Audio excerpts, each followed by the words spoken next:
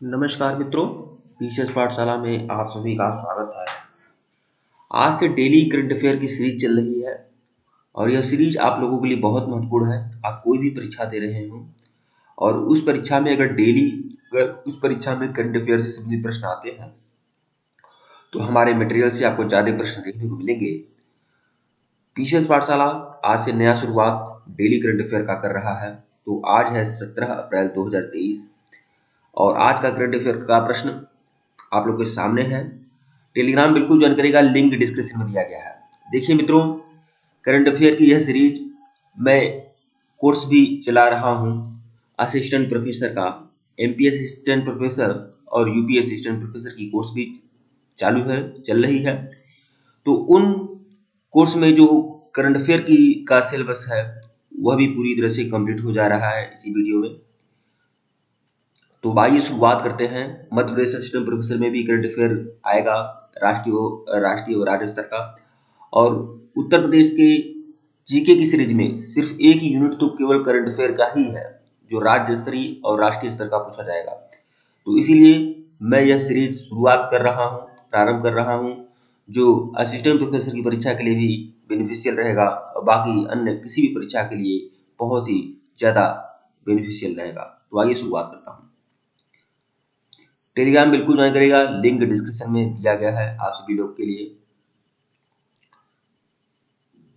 पहला प्रश्न है, 14 अप्रैल 2023 को तेलंगाना के मुख्यमंत्री के चंद्रशेखर राव, तेलंगाना के जो मुख्यमंत्री हैं के चंद्रशेखर राव ने हैदराबाद के हुसैन सागर झील में डॉक्टर वी.आर. अम्बेडकर की कितने फीट ऊंची प्रतिमा का कांस्य प्रतिमा का अनावरण किया है। तो यह तेलंगाना के मुख्यमंत्री के चंद्रशेखर राव हैं। इन्होंने हैदराबाद का जो हुसैन सागर झील है वहां पर लगभग 125 फीट की ऊंची कांस्य प्रतिमा का अनावरण किया है और यह डॉक्टर वी.आर. अम्बेडकर की सबसे ऊंची प्रतिमा है जो हैदराबाद के हुसैन सागर झील के पास है और वहां के मुख्यमंत्री ने इसका अनावरण किया है 14 अप्रैल को। 14 अप्रैल को यहाँ पर व्याख्या देख सकते हैं। 14 अप्रैल 2023 को तेलंगाना के मुख्यमंत्री के चंद्रशेखर राव ने डॉक्टर वी.आर. अम्बेडकर की 132वीं जयंती पर, आप जानते हैं कि बाबा साहब भीमराव अम्बेडकर का जो जन्म हुआ था 1891 को हुआ था, ठीक है, और 2023 चल रहा है। तो यह जो जयंती बनाई गई है उनकी 132वीं जयंती बनाई गई है। तो इसे ध्यान रखिएगा, 132वीं जयंती बनाई गई है और इसी 132वीं जयंती के अवसर पर हैदराबाद के हुसैन सागर झील में 125 फीट ऊंची कांस्य प्रतिमा का अनावरण किया है तेलंगाना के मुख्यमंत्री के चंद्रशेखर राव ने। दूसरा प्रश्न देखिएगा, एक समुदाय है मेइतेई समुदाय, इसके बारे में है कि मेइतेई समुदाय ने 14 अप्रैल 2023 को मणिपुर में एक नववर्ष मनाया है, चिरोबा चंद्र नववर्ष। मेइतेई समुदाय ने 14 अप्रैल 2023 को मणिपुर में चिरोबा चंद्र नववर्ष मनाया है।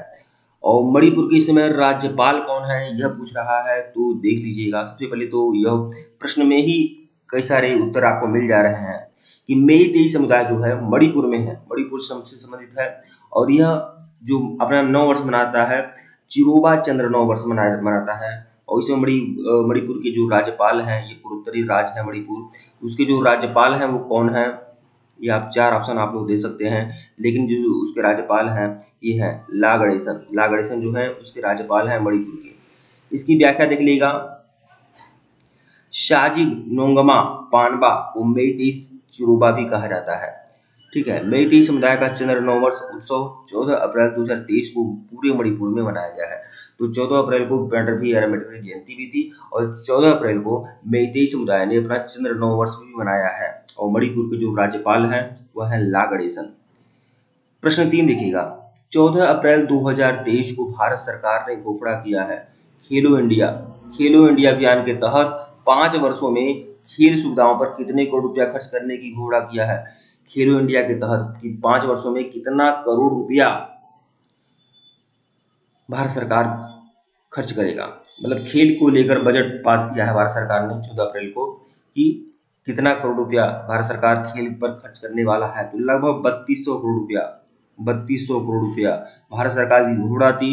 14 अप्रैल को घोषणा हुआ है खेलो इंडिया अभियान के तहत कि अगले 5 साल में कुल 3200 करोड़ रुपया सिर्फ और सिर्फ खेल पर खर्च होंगे।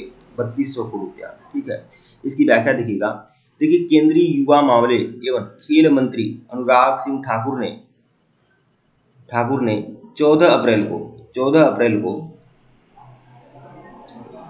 2023 को घोषणा किया है कि सरकार खेलो इंडिया सुविधाओं के तहत कितना 5 वर्षों में कितना रुपया खर्च करेगी, लगभग 3200 करोड़ रुपया खर्च करेगी। तो यह बहुत ही इंपॉर्टेंट प्रश्न है, यह देख लीजिए। खेल मंत्री कौन है? अनुराग सिंह ठाकुर है, और यह 14 अप्रैल को घोषणा हुआ है। यह ज्यादा महत्व नहीं रखता है कि किस दिन घोषणा हुआ है, लेकिन इसे ध्यान में रख सकते हैं। लेकिन खेलो इंडिया अभियान के तहत 5 वर्षों में कितना रुपया खर्च होगा, लगभग 3200 करोड़ रुपया।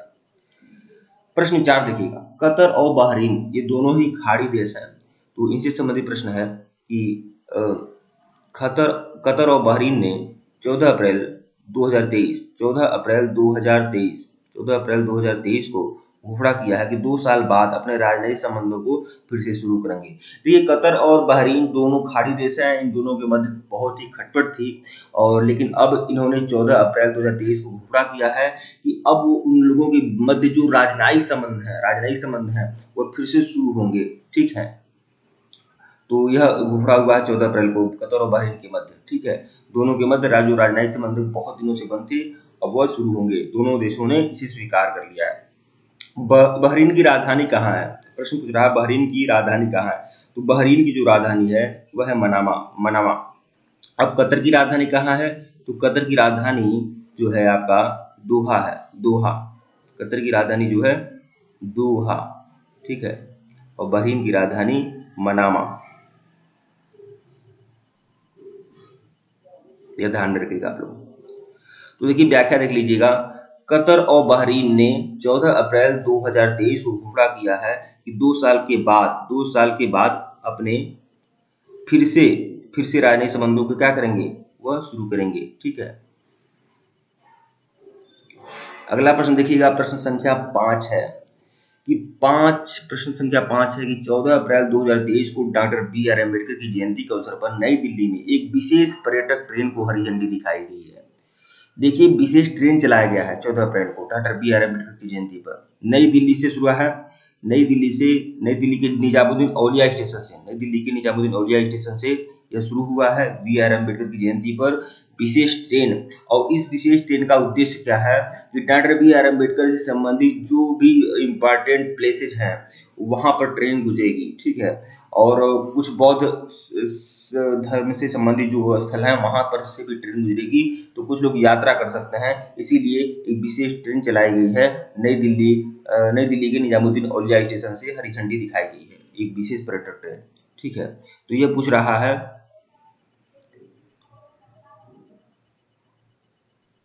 14 अप्रैल 2023 बी.आर. अम्बेडकर की जयंती के अवसर पर नई दिल्ली में एक विशेष पर्यटक ट्रेन को हरी झंडी दिखाई गई। अब लेकिन यहाँ पर 133 130 132 न जाने क्या लिखा हुआ है। आइए इसकी व्याख्या देखेंगे तब पता चलेगा। हाँ, यह कौन सी जयंती पर है विशेष? चलिए, डॉक्टर बी.आर. अम्बेडकर की किस जयंती पर, यहाँ पर डैश लगा हुआ है, किस जयंती पर? तो 132वीं जयंती थी। Doctor B R. अम्बेडकर की 132वीं जयंती पर नई दिल्ली के निजामुद्दीन औलिया से विशेष पर्यटक ट्रेन को हरी झंडी दिखाई गई है। ठीक है, इसकी व्याख्या देख लीजिएगा। 14 अप्रैल को डॉक्टर बी.आर. अम्बेडकर की 132वीं जयंती के अवसर पर नई दिल्ली से एक विशेष पर्यटक ट्रेन को हरी झंडी दिखाई गई। प्रश्न 6 देखिएगा, निम्नलिखित में से किसने नागार्जुन सागर श्रीशैलम टाइगर रिजर्व के साथ वन क्षेत्र में प्रवेश करने वाले वाहनों के लिए निर्बाध प्रवेश प्रक्रिया की सुविधा के लिए एक समझौते ज्ञापन पर हस्ताक्षर किया है? आप जानते हैं जो लोग रोड पर टोल टैक्स होता है तो किसके माध्यम से दिया जाता है? फास्टैग के माध्यम से इससे दिया जाता है। और फास्टैग सभी जो 4 व्हीलर वाहन है उन लोगों के लिए, 4 व्हीलर वाहन 6 व्हीलर वाहन जो है उनके लिए फास्टैग अनिवार्य कर दिया जाता है। एक पूरी तरह से एक ऐसी प्रक्रिया होती है जो ऑनलाइन तुरंत ट्रांजेक्शन हो जाता है, ऑनलाइन तुरंत टोल टैक्स जमा हो जाता है। ठीक है, तो जो राष्ट्रीय राजमार्ग प्राधिकरण है उसने नागार्जुन सागर और श्रीशैलम टाइगर रिजर्व के साथ वन क्षेत्र में प्रवेश करने वाले वाहन होते हैं उनमें फास्टैग की सुविधा शुरू करने के लिए समझौते पर हस्ताक्षर किया है। ठीक है, तो यह जो समझौता हुआ है राष्ट्रीय राजमार्ग प्राधिकरण, यहाँ पर देख सकते हैं NHAI, राष्ट्रीय राजमार्ग प्राधिकरण एवं नागार्जुन सागर और श्रीशैलम टाइगर रिजर्व के मध्य समझौता हुआ है। इसलिए समझौता हुआ है कि वन क्षेत्र में जो भी वाहन प्रवेश कर रहे हैं उनमें फास्टैग की सुविधा प्रदान किया जाए। ठीक है, यही समझौता हुआ है। तो यहाँ पर देख सकते हैं इसकी व्याख्या। भारतीय राष्ट्रीय राजमार्ग प्राधिकरण ने 14 अप्रैल 2023 को नागार्जुन सागर और श्रीशैलम टाइगर रिजर्व के साथ वन क्षेत्र में प्रवेश करने वाले वाहनों के लिए एक सहज प्रवेश प्रक्रिया सुविधा के लिए समझौते ज्ञापन पर क्या किया है, हस्ताक्षर किया है। तो ध्यान रखिएगा। प्रश्न 7 देखिएगा, भारत का जो सतलज जल विद्युत निगम है वह किस देश में 669 megawatt lower Arun hydro project बना रहा है? भारत का सतलज जल विद्युत निगम किस देश में 669 megawatt lower Arun hydro project बना रहा है? तो नेपाल में, युगांडा में, अफगानिस्तान में, श्रीलंका में। तो नेपाल में इसकी व्याख्या देख लीजिएगा। नेपाल के निवेश बोर्ड ने नेपाल में 669 megawatt lower Arun hydro project के निर्माण के लिए भारत के सतलज जल विद्युत निगम में प्रवेश प्रस्ताव को मंजूरी दे दी है। ठीक है। प्रश्न 8 देखिएगा, 17 से 19 अप्रैल 2023 तक कृषि प्रमुख वैज्ञानिकों की 12वीं बैठक कहाँ हुई है? देखिए, कृषि प्रमुख वैज्ञानिकों की जो 12वीं बैठक हो रही है 17 से 19 अप्रैल, ये G20 की बैठक है। ध्यान रखिएगा, G20 के कृषि प्रमुख वैज्ञानिकों की बैठक है और ये बैठक कौन सी है? 12वीं बैठक है। अभी चल रहा है G20 का सम्मेलन, वाराणसी में चल रहा है और यह कृषि प्रमुख वैज्ञानिकों का सम्मेलन है और यह कहाँ चल रहा है? वाराणसी में। प्रश्न जो विकल्प 14 है वह सही है। देखिएगा, G20 में कृषि प्रमुख वैज्ञानिकों की 12वीं बैठक 17 से 19 अप्रैल को वाराणसी में होने वाली है। ठीक है। प्रश्न 9 देखिएगा, 2023 में भारत स्पेन संयुक्त आर्थिक आयोग का कौन सा संस्करण होगा? तो 2023 में भारत स्पेन संयुक्त आर्थिक आयोग का कौन सा संस्करण होगा? तो यह आपका 12वां सत्र है। भारत स्पेन संयुक्त आर्थिक सहयोग का 12वां संस्करण है। इसकी व्याख्या देख लीजिएगा। भारत स्पेन संयुक्त आर्थिक सहयोग का 12वां सत्र 13 अप्रैल 2023 को नई दिल्ली में आयोजित किया जाएगा। ये जो भारत स्पेन संयुक्त आर्थिक आयोग है, इसका जो 12वां, सबसे पहली बात जान लीजिए, 12वां संस्करण है। 12वां साल यह भारत स्पेन संयुक्त आर्थिक आयोग हो रहा है, सहयोग हो रहा है। और यह कहाँ हो रहा है? यह नई दिल्ली में आयोजित हो रहा है। ये बात ध्यान रखिएगा आप लोग। प्रश्न 10 देखिएगा, इस सीरीज का सबसे आखिरी प्रश्न, 2023 में आयोजित भारतीय G20 प्रेसिडेंसी के तहत G20 वित्त मंत्रियों और सेंट्रल बैंक गवर्नर्स की दूसरी बैठक कहाँ हो रही है? देखिए, G20 की अलग अलग जो विभाग हैं सबकी बैठक हो रही है। जैसे G20 का कृषि वैज्ञानिकों की बैठक कहाँ हुई थी? नई दिल्ली में हो रही है। वाराणसी में हो रही है, बताया हूँ वाराणसी में हो रही है। तो वैसे ही 2023 में आयोजित G20 प्रेसिडेंसी के तहत G20 वित्त मंत्रियों और सेंट्रल बैंक गवर्नर्स की दूसरी बैठक किस देश में हो रही है? तो किस देश में हो रही है? किस देश के किस शहर पे हो रही है? वाशिंगटन डीसी में हो रही है, वाशिंगटन डीसी में। तो यहाँ पर देख सकते हैं, भारतीय G20 प्रेसिडेंसी के तहत G20 वित्त मंत्रियों और सेंट्रल बैंक गवर्नर्स की दूसरी बैठक 12 से 13 अप्रैल 2023 को वाशिंगटन डीसी में आयोजित की गई है। इसे ध्यान रखिएगा आप लोग। ठीक है मित्रों, वीडियो को लाइक और चैनल को सब्सक्राइब करेगा, टेलीग्राम बिल्कुल ज्वाइन करेगा, लिंक डिस्क्रिप्शन में दिया गया है। और यह जो भी करंट अफेयर के प्रश्न हैं असिस्टेंट प्रोफेसर की परीक्षा के लिए रामबाण है, चाहे MP असिस्टेंट प्रोफेसर की परीक्षा हो, चाहे UPSC असिस्टेंट प्रोफेसर की परीक्षा हो। और एक बार मैं फिर कहना चाहूँगा कि जो लोग असिस्टेंट प्रोफेसर की सीरीज को परचेज करना चाहते हैं, परचेज कर सकते हैं। पेपर 1 की पूरी तैयारी कराई जा रही है, MP असिस्टेंट प्रोफेसर और UPSC असिस्टेंट प्रोफेसर। तो जो भी लोग परचेज करना चाहते हैं परचेज कर सकते हैं। ऑफिशियल व्हाट्सएप नंबर डिस्क्रिप्शन में दिया गया है और यहाँ पर भी शो हो रहा है, आप मैसेज करके जानकारी प्राप्त कर सकते हैं। टेलीग्राम बिल्कुल ज्वाइन करेगा, असिस्टेंट प्रोफेसर के लिए टेलीग्राम बनाया गया है, लिंक डिस्क्रिप्शन में दिया गया है। धन्यवाद आप लोग को।